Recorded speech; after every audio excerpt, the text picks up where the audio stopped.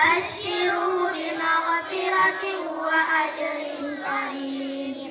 إنا نحن نحيي الموتى ونكتب ما قدموا وآثارهم وكل شيء أحصيناه في إمام مبين.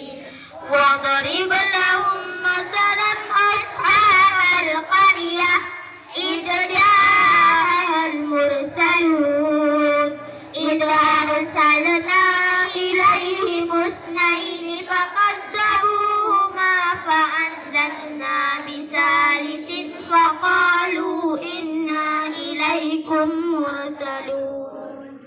قالوا إن أنتم إلا بشر مثلنا وما أنزل الرحمن من شيء إن أنتم إلا تكذبون.